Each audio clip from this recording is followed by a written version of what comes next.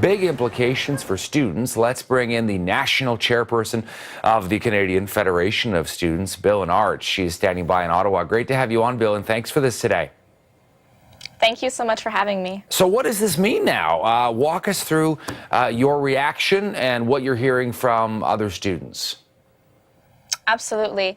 Well, the first thing that I'll mention is that this announcement isn't anything new at all. It's simply repackaging existing policy that was announced earlier this year in the federal government's first budget. And it actually comes at no surprise that this would be re-announced right when students are mass mobilizing across this country for free education on November 2nd, which is just this Wednesday. Students at Memorial University are getting ready for a day of action next week. The Federation of Students staged a Halloween-themed flash mob at the university on Wednesday. Well, what could be more Halloween than zombies dancing to the music of Michael Jackson? Wednesday's event was an attempt to recruit students to take part in next week's march from the university to the Confederation building. Students from across the country demonstrated for free education. Education is a right, and by putting up financial barriers and other barriers, we are leaving students out of these institutions. Dalhousie University students gathered for the National Student Day of Action. Tuition is so high that students can't afford to go to school and get the education that they want and study what they're passionate about. That's an issue.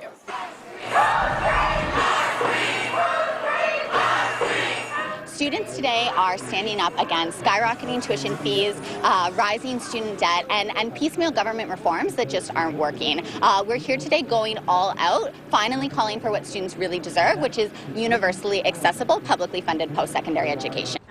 The Trent Central Student Association says a decade ago tuition was $4,000 yearly, but that number has increased annually. On average for domestic students is about $8,000. So in 10 years' time it has doubled. And then for international students is entirely unregulated, and they pay about 2.7 times the amount of domestic students on average.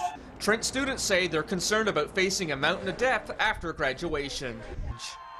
Half the people I know back home didn't go to university and aren't planning on it just because they can't afford it. According to statistics, the average Canadian student is in $28,000 worth of debt by the time that they graduate.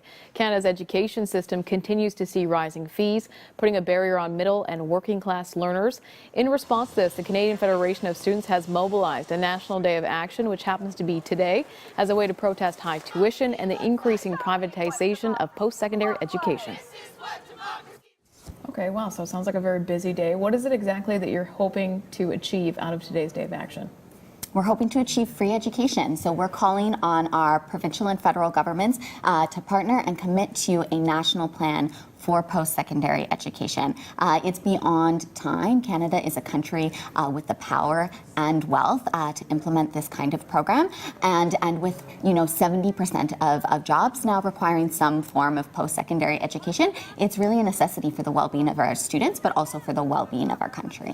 As they graduate from grade 12, to think that they too can actually access university or college, no matter the socioeconomic background they come from, if they're first-generation students, if they've recently immigrated here, if they're Indigenous students, if they live in poverty, giving every single young person in this country the opportunity that they believe that they can also get a university or college level education. That's what our vision is about. It's about building a system for a strong public service that is accessible to everyone from coast to coast across this country.